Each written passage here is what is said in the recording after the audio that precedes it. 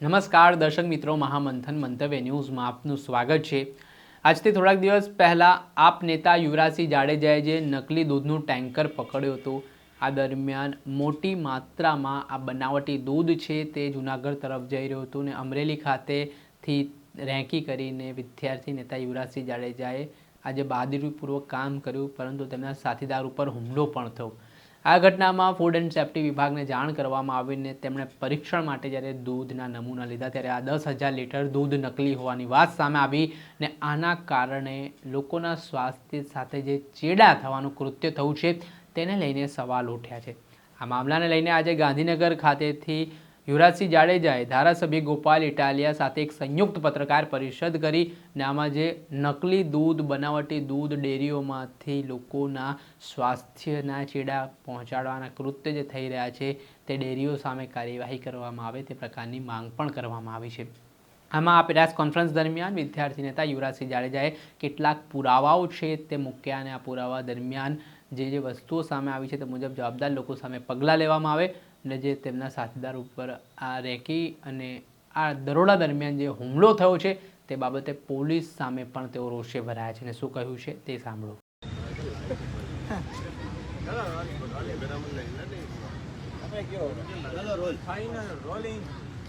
ગુજરાતમાં છેલ્લા ઘણા સમયથી આપણે જોઈએ છીએ કે દૂધનો કહી શકાય કે સફેદ દૂધની જે કાળાબજારી એ બેફામ અને બેલગામ ચાલી રહી છે।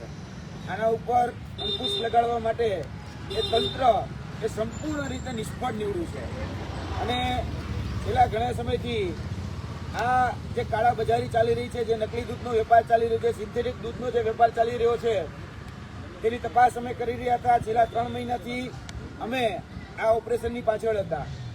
જોવા જઈએ તો જુનાગઢ પાસે આવેલું જે હનુમાન ખીજડીયા કરીને જે ગામ, એ હનુમાન ખીજડીયા ગામથી લઈ અને અરવલ્લીના બાયડ અને બાલાસિનોર સુધી આ દૂધનું ટેન્કર એ પહોંચાડવામાં આવતું હતું। આજે જે એમની ચર્ચા કરી રહ્યા છીએ એ ફક્ત એક દૂધના ટેન્કરની ચર્ચા કરી રહ્યા છીએ, એટલે એવું ન માનતા કે છીંડે ચેડો એ ચોર। આ તો એક અમારી સામે આવ્યું છે જેના આધાર પુરાવા સાથે અમે તમારી સમક્ષ મૂકી શકીએ છીએ, પરંતુ ગુજરાતમાં આવા સેંકડો એ દૂધના ટેન્કરો જે છે એ અત્યારે ક્યાંક ને ક્યાંક મોતનો કારોબાર અને માફિયાઓ અને તંત્રોની મિલીભગતથી ચાલી રહ્યો છે। દૂધને આપણે પુરાણોમાં ખૂબ પવિત્ર ગણવામાં આવ્યું છે। આપણે મહાદેવની શિવલિંગ ઉપર પણ ચડાવીએ છીએ, નાના બાળકને પણ આપણે ગાયનું દૂધ હોય, ભેંસનું દૂધ હોય કે બકરીનું દૂધ હોય એ પીવડાવતા હોઈએ છીએ, પરંતુ અત્યારે જે દૂધના નામે જે ઝેર પીવડાવવામાં આવી રહ્યું છે એ ઝેર ખૂબ ગંભીર છે। કારણ કે જ્યારે હનુમાન ખીજડીયાથી લઈ અને અમે આ દૂધની જ્યારે રેકી કરતા હતા ત્યારે હનુમાન ખીજડીયાથી લઈ આટકોટ, જસદણ, વિછિયા, ખેડા, કઠલાલ, કપડવંજ થઈ અને આ દૂધ બાયડની જે માધવ શીત કેન્દ્ર અંતર્ગત જે આવતી અલગ અલગ જે સહકારી ડેરીઓ હતી એ 4 સહકારી ડેરીઓમાં આ દૂધ એ ખાલી કરવામાં આવતું હતું।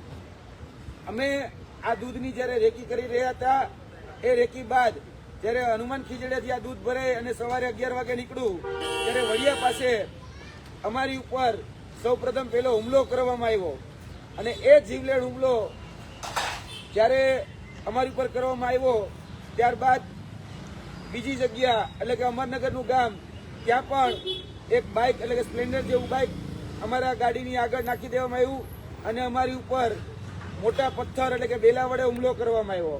ત્યારબાદ એનાથી 5 કિલોમીટર આગળ જતા એક લોઢાના રોડ દ્વારા અમારી ઉપર હુમલો કરવામાં આવ્યો અને જેતપુર પાસે જે ખીરસના ગામ છે ત્યાં અમારી ગાડી રોકી, અમારી ગાડીના કાચ તોડી અમને બહાર કાઢી।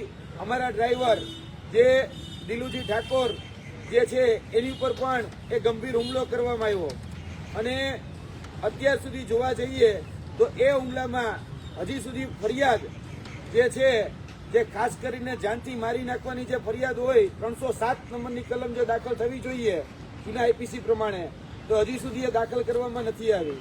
એટલે તંત્ર જે છે એ દૂધને તો છાવરે જ છે, પરંતુ એવું કહેવામાં આવતું હતું કે કોઈ ચમરબંધીને છોડવામાં નહીં આવે, પરંતુ ચમરબંધીને અમે પકડીને સામે લાવીએ છીએ તો 323-24 જેવી કલમ લગાડી અને ચમરબંધીને છોડવામાં આવે છે અને દૂધનો જે બેફામ વેપલો કરે છે એને પણ છોડવામાં આવે છે.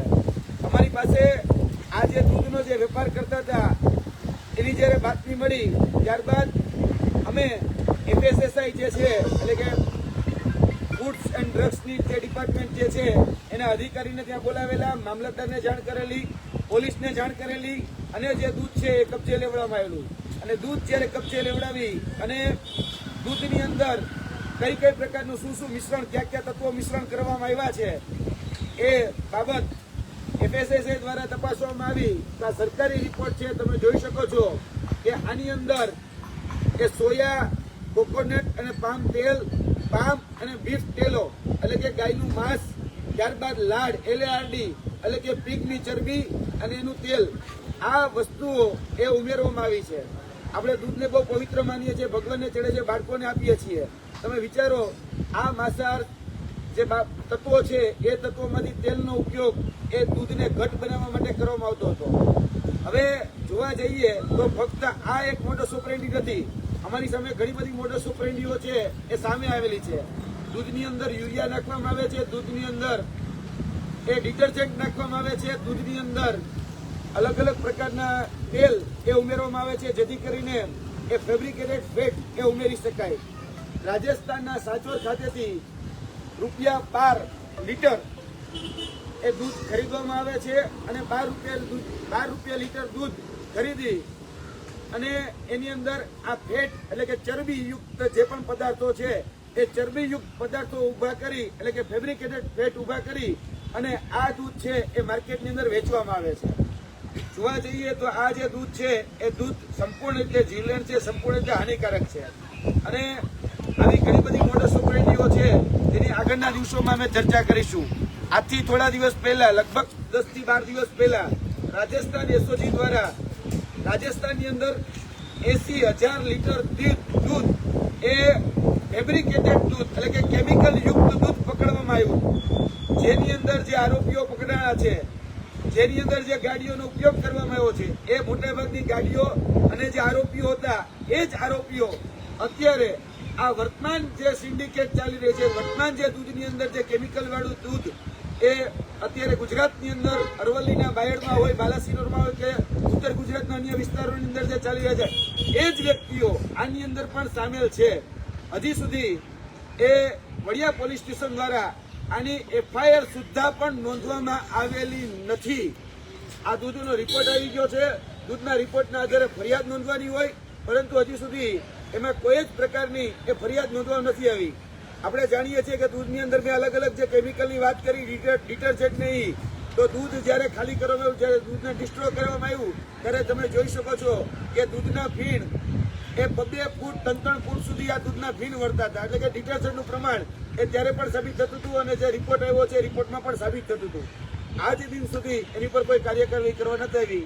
અમે આ પ્રેસ કોન્ફરન્સના માધ્યમથી ગુજરાતના ગૃહ રાજ્યમંત્રી, ગુજરાતના મુખ્યમંત્રી અને ગુજરાતના સહકારી મંત્રીને કહેવા માંગીએ છીએ કે અત્યારે જે પવિત્ર દૂધના નામે જે ઝેર પીવડાવવામાં આવી રહ્યું છે એની ઉપર અંકુશ લગાડવા કાયદેસરની કાર્યવાહી કરવામાં આવે. FSSIના જે નોર્મ્સ અને જે કાયદો છે એની ઉપર કડકમાં કડક સજા કરવામાં આવે. ત્યારબાદ IPC CRPC અંતર્ગત જે ઇન્ડિયન મિનરલ કોડની અંદર જે કલમો છે એ કલમોનો ઉપયોગ કરી અને જો દાખલારૂપ કાર્યવાહી કરવામાં નહીં આવે તો આ જે દૂધનો વેપલો છે અને જે મિલીભગતથી આ બધું જે ચાલે છે એને બળ મળશે. એટલે આ ક્યાંક ને ક્યાંક તંત્ર અને જે માફિયાઓ છે, દૂધ માફિયાઓ, એની સિન્ડિકેટથી જ આ બધા જ રેકેટો અત્યારે ચાલી રહ્યા છે.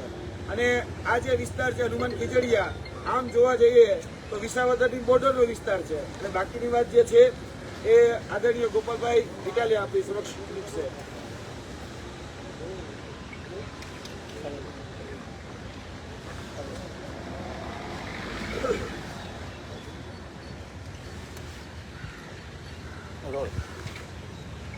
અમારા ભેસાણ તાલુકાના ખજૂરી હળમતિયા ગામથી માત્ર 2 કિલોમીટર, અંદાજે 2 કિલોમીટરના અંતર પર આવેલ હનુમાન ખીજડીયા ગામમાં ઝેરી કેમિકલવાળું દૂધ બનાવવાની બહુ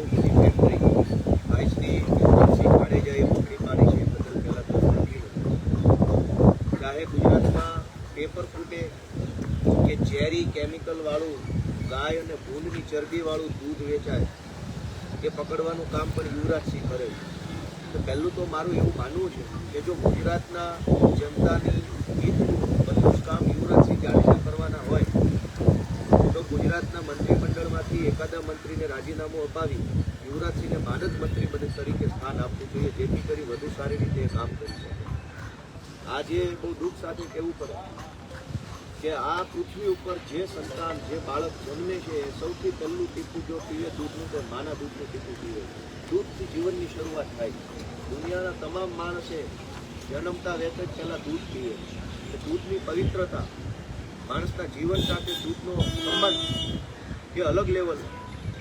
એ દૂધમાં કોઈ ગાયની ચરબી મિલાવે, ઊંટની ચરબી મિલાવે, યુરિયા ખાતર મિલાવે અને એવું દૂધ ગુજરાતમાં બને, એવું દૂધ અમરેલીમાં બને, વિસાવદર આસપાસના પંથકમાં બને, એવું દૂધ ઉત્તર ગુજરાતમાં બને, એ દૂધ ગુજરાતની સહકારી ડેરીઓમાં જાય, ડેરીઓના માધ્યમથી બ્રાન્ડેડ કંપનીઓના પેકિંગ થાય અને મારા તમારા ઘરમાં એવું ગાયની ડુક્કરની ચરબીવાળું યુરિયા ખાતરથી બનેલું દૂધ આવે. એ દૂધ આપણા નાના બાળકો પીવે, સગર્ભા બહેનો પીવે, કોઈ બીમાર વડીલો પીવે, કોઈ અશક્ત વડીલો પીવે અને એ માણસના પેટમાં ગાયની ભૂંડની ચરબીવાળું યુરિયા ખાતરવાળું દૂધ જાય, એ કેવડો મોટો ગુનો છે. યુવરાજસિંહે પોતે જીવના જોખમે આ ભૂંડ અને ગાયની ચરબીવાળું યુરિયા ખાતરથી બનેલું દૂધ પકડવાનું કામ કર્યું. સરકારે અમને શાબાશી આપવી જોઈએ, સન્માનિત કરવા જોઈએ, વિધાનસભાના બજેટ સત્રમાં બોલાવી એમનું સન્માન કરવું જોઈએ. મુખ્યમંત્રી અને કેબિનેટ મંત્રીના હાથે આવું સારું કામ કરવા બદલ. એના બદલે સરકાર બેશરમ છે, એફઆઈઆર લખવા તૈયાર નથી. આ વિષય યુવરાજસિંહનો પોતાનો નથી, કોઈ પાર્ટીનો વિષય નથી. ગુજરાતમાં ભૂંડની અને ગાયની ચરબીમાંથી બનેલું દૂધ વેચાય. પહેલાં તો એવું દૂધ કોઈ બનાવીને પછી ટેન્કરોના ટેન્કરો 10,000 લીટરનું ટેન્કર ભરીને સહકારી ડેરીમાં એ દૂધ જમા કરાવી જાય અને સરકાર જોયા કરે છે. આ દૂધનો, સફેદ દૂધનો કાળો કારોબાર રોકવાની જવાબદારી તો સરકારની છે. પણ બહુ દુઃખ થાય છે અને બધા આખા ગુજરાતની જનતાને હું તો વિનંતી કરું છું કે આપણે જાગવું પડશે. સરકારે આપણને મરવા માટે છોડી દીધા. કોના ઘરમાં યુરિયા ખાતર અને ભૂંડની ચરબીથી બનેલું દૂધ આવતું છે કેમ ખબર પડે? અને આ ચિંતામાં હું પોતે વર્ષોથી બજારમાંથી ખરીદેલું દૂધ પીતો નથી. ક્યાંક કોકના ઘરે મહેમાન થાવ ને એમના ઘરે ગાય ભેંસ હોય ને મળે તો પીવાનું, બાકી બજારમાંથી એક પણ દૂધની થેલી લઈને હું નથી પીતો. કારણ કે મને ખ્યાલ છે કે અનેક ડેરીઓની અંદર આ ધંધા ચાલે છે. તમે જુઓ કે ગુજરાતમાં છેલ્લે જ્યારે પશુ વસ્તી ગણતરી થયેલી, ભારત સરકાર પશુ વસ્તી ગણતરી કરે છે એના ચોક્કસ સમયે, ભારત સરકારના ચોપડે નોંધાયેલા જેટલા પશુઓ છે એના કરતાં 4 ગણું દૂધ ઉત્પાદન ગુજરાતમાં. એવું કેવી રીતે બને કે ગામમાં 2 ભેંસો હોય, 4 ગાયો હોય અને 5,000 લીટર દૂધ ઉત્પન્ન થઈ જાય?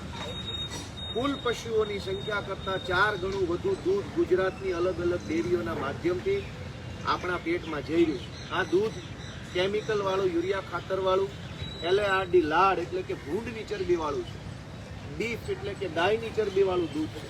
આવું ઝેરી, નકલી, માંસાહારી પદાર્થો નાખેલું દૂધ આપણને પીવડાવવામાં આવે છે અને એમાં અનેક નેતાઓ હપ્તા લે છે. યુવરાજસિંહ આ સ્ટિંગ ઓપરેશન ઉપર લાગેલા છે. હું એમને ખૂબ પહેલાં તો અભિનંદન આપું છું કે એણે જીવની પરવા નથી કરી. યુવરાજસિંહ કોઈ મંત્રી નથી, સંત્રી નથી, ધારાસભ્ય નથી, કશું જ નથી. છતાંય એમને ચિંતા થઈ, એમણે પોતાનો જીવ જોખમમાં મૂકીને આ દૂધનો કારોબાર ખુલ્લો પાડ્યો છે અને છતાંય આજે એમની એફઆઈઆર નથી લેવામાં આવતી, જે બહુ દુર્ભાગ્યપૂર્ણ છે. આ દૂધ બાબતે અમે પણ સરકારમાં રજૂઆત કરવાની કોશિશ કરશું અને યુવરાજસિંહને જ્યાં ક્યાંય પણ જરૂર હોય, મારી અથવા આપણી પાર્ટીની, એમાં પૂરા તન મન ધનથી યુવરાજસિંહને ટેકો આપીએ છીએ. અને કોઈ પણ સંજોગોમાં ભૂંડ અને ગાયની ચરબીથી બનતું યુરિયા ખાતર મિશ્રિત દૂધ ગુજરાતમાં બંધ થાય એના માટે અમે લડશું.